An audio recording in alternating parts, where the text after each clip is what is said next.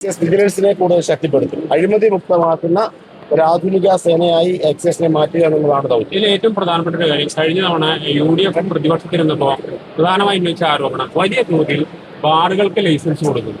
ഇത്തവണ UDF സർക്കാർ അധികാരത്തിൽ വന്നു. എന്താണ് ആ കാര്യം ചെയ്യാൻ പോകുന്നത്? മദ്യനയം എന്താണ്? മദ്യനയം തീർച്ചയായിട്ടും LDFന്റെ മദ്യനയമായിരിക്കുമല്ലോ UDFന്റെ. മദ്യനയം രൂപപ്പെടുത്തുന്നത് വളരെ കൃത്യമായ ചർച്ചകളിലൂടെ തന്നെയാണ്. സമൂഹത്തിലെ മദ്യവിരുദ്ധ സമിതികൾ അല്ലെങ്കിൽ ലഹരി വിരുദ്ധ പ്രവർത്തനം നടത്തുന്നവരുമായിട്ടുള്ള എക്സൈസ് ഓഫീസർമാർ ഞാൻ സംസാരിച്ചുകൊണ്ടിരിക്കുന്നു. അവരുടെ എല്ലാ ഫീഡ്ബാക്കുകൾ ആവശ്യപ്പെട്ടിട്ടുണ്ട്, ലഭിച്ചുകൊണ്ടിരിക്കുന്നു.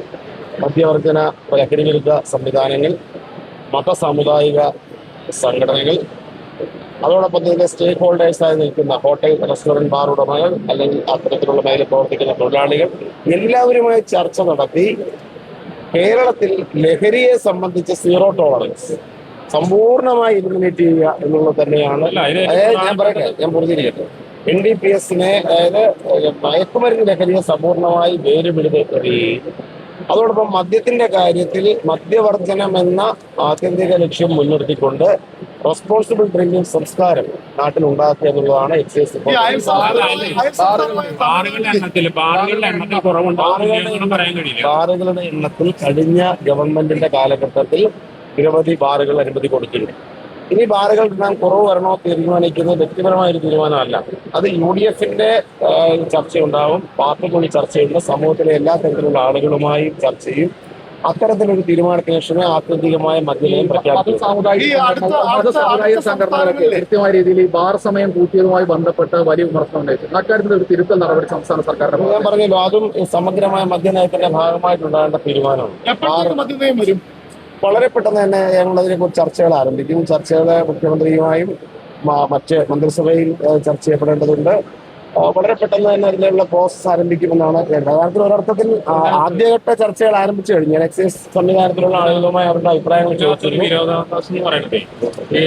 പ്രതിപക്ഷത്തിരിക്കുമ്പോൾ മദ്യം കാറുകൾ കൂട്ടി എന്ന് പറഞ്ഞ പ്രധാനപ്പെട്ട ആരോപണം പണം വാങ്ങിയിട്ടുണ്ട്, അഴിമതി അതിലുണ്ടെന്ന് ആരോപിക്കുമ്പോൾ എന്തുകൊണ്ട് ബാറുകൾ കുറയ്ക്കുമെന്ന് പറയാനായിട്ട് ചർച്ച വേണ്ടി വരുന്നു? അല്ല, അതങ്ങനെയല്ല. അതൊരു സിസ്റ്റം അല്ല. എക്സൈസ് വകുപ്പ് മന്ത്രി ഒറ്റയടിക്ക് പ്രഖ്യാപിക്കേണ്ടതല്ല മദ്യനയം. ബാറുകളുടെ എണ്ണം കുറയ്ക്കുക എന്നത് ഞങ്ങളുടെ UDFന്റെ പ്രഖ്യാപിതമായ നയമാണ്. കൂടുതൽ വർദ്ധിപ്പിക്കാതിരിക്കുക അത്തരത്തിൽ. പക്ഷെ ഒരു തീരുമാനം പ്രഖ്യാപിക്കണമെന്നുണ്ടെങ്കിൽ അതിന് കൂട്ടുത്തരവാദിത്തത്തിന് മാത്രമേ വിധേയമായിട്ട് മാത്രമേ പ്രഖ്യാപിക്കാൻ സാധിക്കുള്ളൂ. എൻ്റെ വ്യക്തിപരമായ അഭിപ്രായമല്ല അവിടെ പ്രസക്തമാകുന്നത്. അതൊരു കൂട്ട് ഉത്തരവാദിത്തമാണ് പാർട്ടിയുടെയും മുന്നണിയുടേതും. അതോടൊപ്പം തന്നെ ഞങ്ങൾക്ക് ചർച്ചകളിലൂടെ ലഭിക്കുന്ന വിവരങ്ങളുടെ അടിസ്ഥാനത്തിൽ സമൂഹത്തിൽ അതുണ്ടാക്കുന്ന പ്രഖ്യാപനങ്ങൾ കൂടി കണക്കിലെടുത്ത് തന്നെയാണ് തീരുമാനമെടുക്കുന്നത്. ഈ തമിഴ്നാട്ടിൽ വിജയ് വന്നതിന് ശേഷം ടാസ്മാക്കുകൾ അടച്ചുപൂട്ടുകയാണ് ആദ്യം ചെയ്തൊരു കാര്യം. സ്വാഭാവികമായിട്ടും സ്കൂള്, കോളേജ്, അത്തരം പൊതുയിടങ്ങളിലെ ഈ മദ്യശാലകൾ അടച്ചുപൂട്ടുന്ന കാര്യത്തിലുള്ള തീരുമാനം വളരെ വേഗത്തിൽ ഉണ്ടാകേണ്ടതല്ലേ? അങ്ങനെയല്ല, നമുക്ക് നിലവിലൊരു ദൂരപരിധികളും കൃത്യമായിട്ടുണ്ടല്ലോ. നമ്മുടെ നിലവിലിരിക്കുന്ന നിയമത്തിന് വിരുദ്ധമായി നിയമലംഘനം നടത്തിയിരിക്കുന്ന കാര്യങ്ങളെ ആദ്യം തന്നെ അത്തരം നിയമലംഘനങ്ങൾ അവസാനിപ്പിക്കുക എന്നുള്ളതാണ് പ്രധാനപ്പെട്ട കാര്യം. ദൂരപരിധി സംബന്ധിക്കുന്ന തീരുമാനങ്ങളും മദ്യനയത്തിന്റെ ഭാഗമായിട്ട് വരേണ്ടതാണ്, ഒറ്റ അടിക്ക് പ്രഖ്യാപിക്കേണ്ടതല്ല. അത് തമിഴ്നാട്ടിൽ അവരൊരു ഗവൺമെന്റ് അധികാരത്തിലെത്തിയപ്പോൾ തീർച്ചയായിട്ടും ഒരു പ്രഖ്യാപനം നടത്തി. നമ്മുടെ ഒരു ഗവൺമെന്റിനെ സംബന്ധിച്ച് ആദ്യമായിട്ടല്ലല്ലോ അധികാരത്തിലിരിക്കുന്നത്, മുൻകാലങ്ങളും അധികാരത്തിലുണ്ട്. അതുകൊണ്ട് ഒരു സോഷ്യൽ ഇമ്പാക്റ്റും അതോടൊപ്പം ഇതുണ്ടാക്കുന്ന പ്രത്യാഘാതം കൊണ്ട് കണക്കിലെടുത്തുകൊണ്ട് മാത്രമേ അത്തരം തീരുമാനം പ്രഖ്യാപിക്കാൻ സാധ്യമാവുള്ളൂ. പക്ഷേ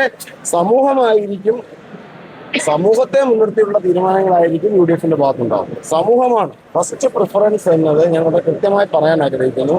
റവന്യൂ ജനറേഷൻ എക്സൈസ് ഡിപ്പാർട്ട്മെന്റ് സുപ്രധാന ഒരു ദൗത്യമാണെങ്കിലും അത് സോഷ്യൽ കമ്മിറ്റ്മെന്റോട് കൂടിയ സാമൂഹ്യ പ്രതിബദ്ധതയോടുകൂടിയുള്ള വരുമാന ഉത്പാദനമായിരിക്കും നമ്മുടെ ലക്ഷ്യം. അത് സമയപരിധി അപ്പൊ അതിനു മുമ്പിൽ ഉണ്ടായിരുന്നതാകും.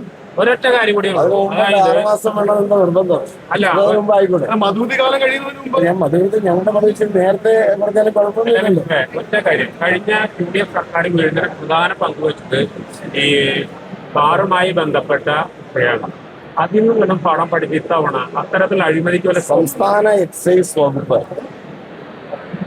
കൂട്ടുത്തരവാദിത്തത്തിന്റെ പേരിൽ ലിജു നേതൃത്വം കൊടുക്കുന്ന സംസ്ഥാന എക്സൈസ് വകുപ്പ് അഴിമതി മുക്തമായിരിക്കും എന്നുള്ള കാര്യത്തിൽ ഒരു സംശയം വേണ്ട.